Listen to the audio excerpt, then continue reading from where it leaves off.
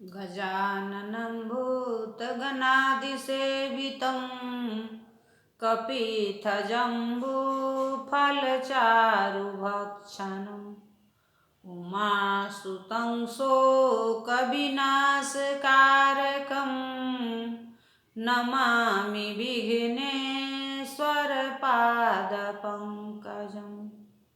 नमस्कार, मैं काव्य कुमारी, सहायक प्राध्यापक साहित्य, जूथालाल संस्कृत महाविद्यालय, मझौलिया, पश्चिम चंपारण। आज शास्त्री प्रतिष्ठा प्रथम खंड के छात्रों के लिए साहित्य दर्पण के द्वितीय परिच्छेद से सारोपा और साध्य वसाना लक्षणाएं बताने जा रहे हैं। विषयस्या निगीर्णस्या न्यतादम्य प्रतीति कृत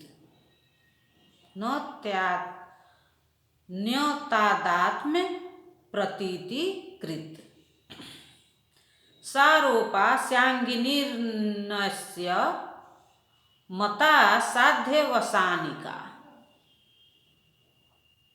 अनुवाद: वह लक्षणा सारोपा लक्षण कही जाया करती है जिसमें विषय अर्थात आरोप, विषय जिस पर आरोप किया जाए, अपने स्वरूप में विराजमान रहते हुए भी अपने से भिन्न अर्थात विषयी अर्थात आरोप्यमान जिसका आरोप किया जाए उस के साथ एक रूप अभिन्न प्रतीत हुआ करता है। और यह लक्षणा जिसे साध्यवसानिका लक्षणा कहा करते हैं, ऐसी हुआ करती है जिसमें विषयी के द्वारा आच्छन्न स्वरूप विषय के अभेद का अनुभव हुआ करता है।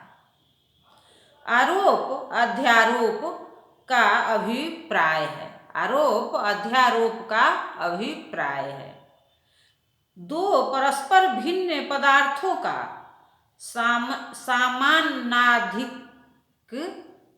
समानाधिकरण द्वारा निर्देश।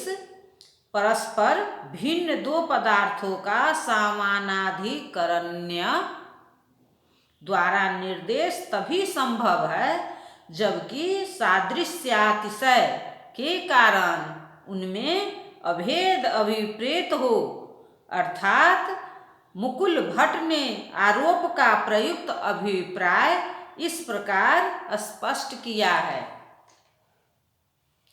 यत्राध्यारोप्यारोप विषय योरभेद मन पहलत्यैव वस्त्वन्तरे वस्त्वन्तरमुपचर्यते तत्रानपनुः तत्स्वरूप एव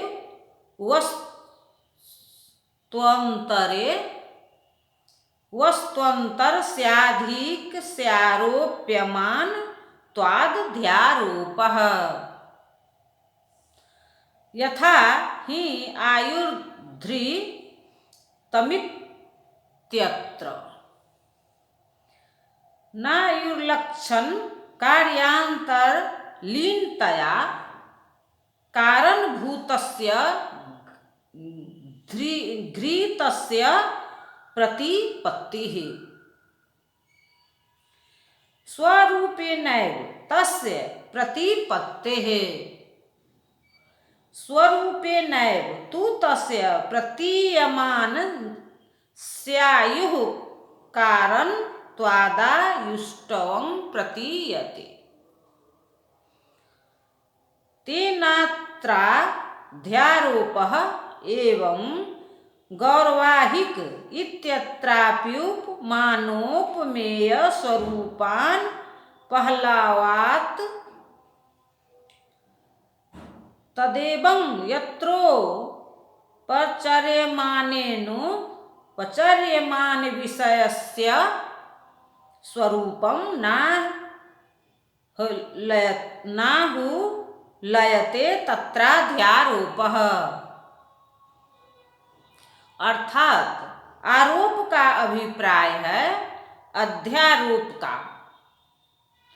अध्यारोप दो की अपेक्षा करता है। अध्यारोप दो के अपेक्षा करता है। एक अध्यारोप्य और दूसरा आरोप विषय। जब अध्यारोप्य और आरोप विषय के परस्पर भेद को बिना छिपाए ही पहली वस्तु पर दूसरी वस्तु का जो उससे अधिक गुण वाली हो आरोप किया जाए, पहली के लिए दूसरे के वाचक पद का प्रयोग किया जाए,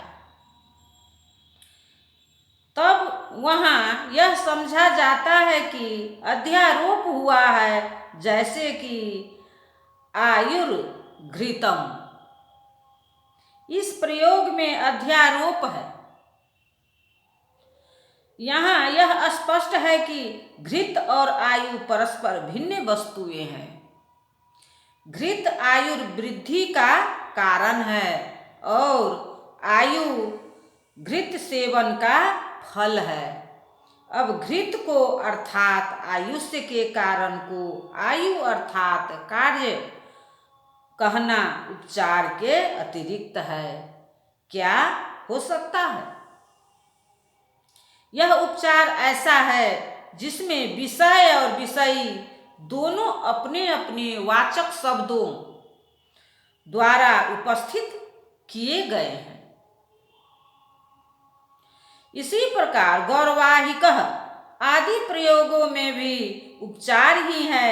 यहाँ उपचार ही है जहाँ उपचर्यमान विषय आरोप विषय वाहिक किंवा उपचर्यमान आरोप्यमान अथवा विषयी। गौ शब्दों अपने स्वरूप में विद्यमान है और दोनों का सामनाधिकरण्य भेद में भी अभेदाभास का साधक बन रहा है। अध्यवसान का तात्पर्य है आरोप विषय।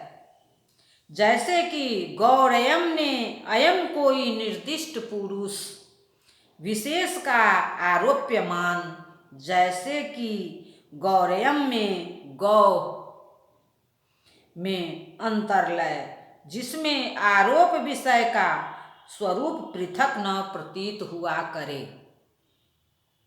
आचार्य मुकुल भट्ट के शब्दों में अध्यावसान का यही स्वरूप निर्दिष्ट है।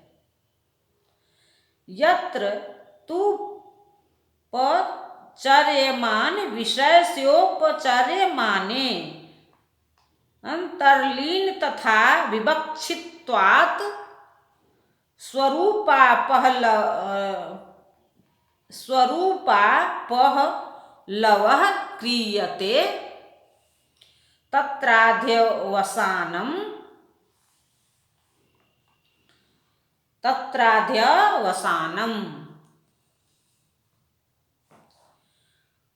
उपर्युक्त लक्षणा भेदों के उदाहरण। विषयिना अनिगीर्णस्य विषयस्य तेनैव सह तदात्म प्रतीति कृतसारोपा।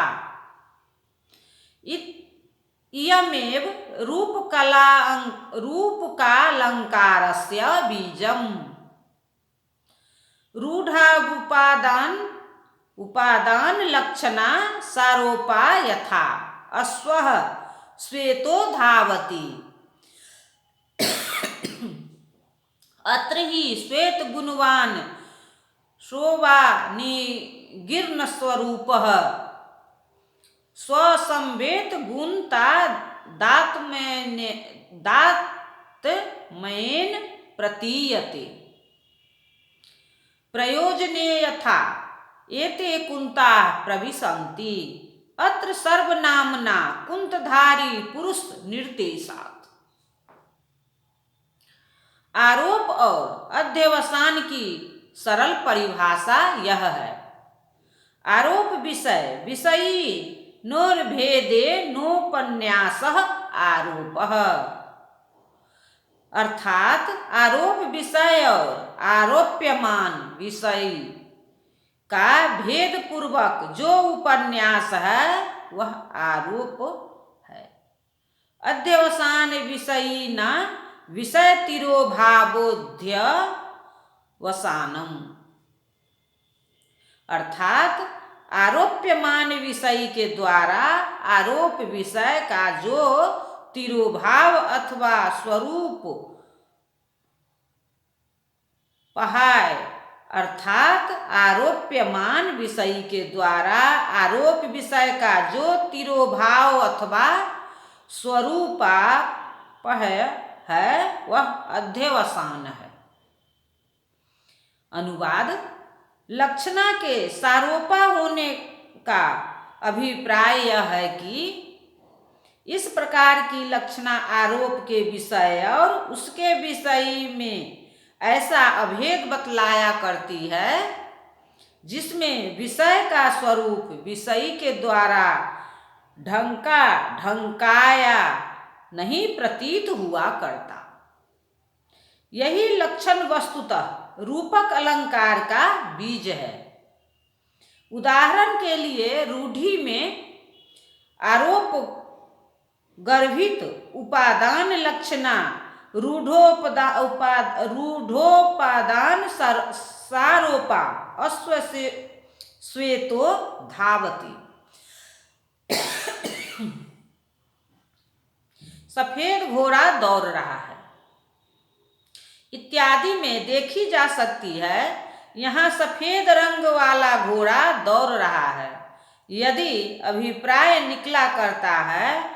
वस्तुतः बात यह है कि सफेद रंग वाला घोड़ा न कहकर सफेद घोड़ा ही कहा जाया करता है, क्योंकि इस प्रकार के प्रयोग की एक रूढ़ि अथवा परंपरा चली आ रही है। साथ ही साथ यहाँ श्वेत शब्द का रंग विशेष का अभिप्राय रखने के कारण दौड़ता है इस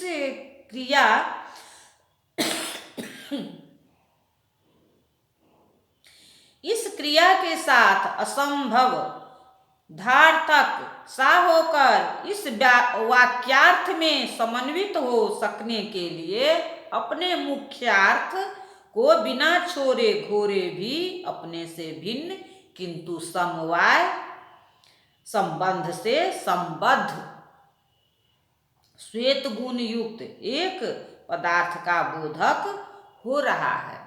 और इस प्रकार यहाँ उपादान का सिद्धांत सर्वथा लागू दिखाई दे रहा है।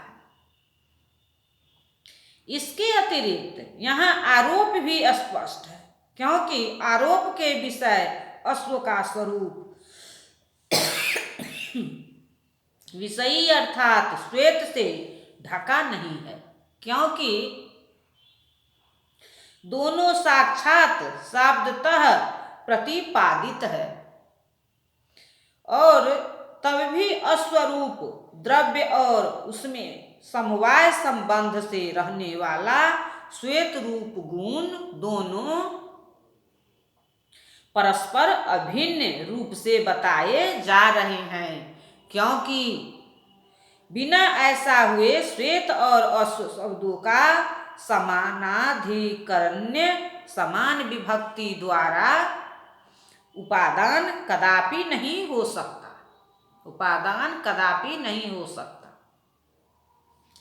प्रयोजन की विवक्षा में उपादानवती सारोपा लक्षणा प्रयोजनवती सोपादान सारोपा लक्षणा इस प्रकार के प्रयोगों जैसे कि एते कुंताः प्रविशन्ति, ये भाले प्रवेश कर रहे हैं आदि में देखी जा सकती है। यहाँ आरोप स्पष्ट है, क्योंकि एते ये इस सर्वनाम शब्द से निर्दिष्ट लोगों अनिर्गुण स्वरूप विषय और कुंता भाले विषयी, इन दोनों के तादाद में अभेद का पता चल रहा है, जिससे इस दृश्य की भयावहता बढ़ती प्रतीत हो रही है।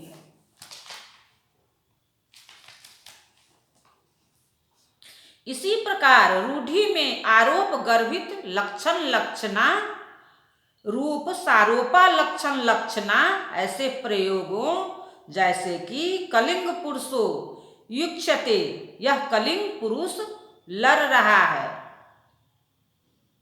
इत्यादि में देखी जा सकती है।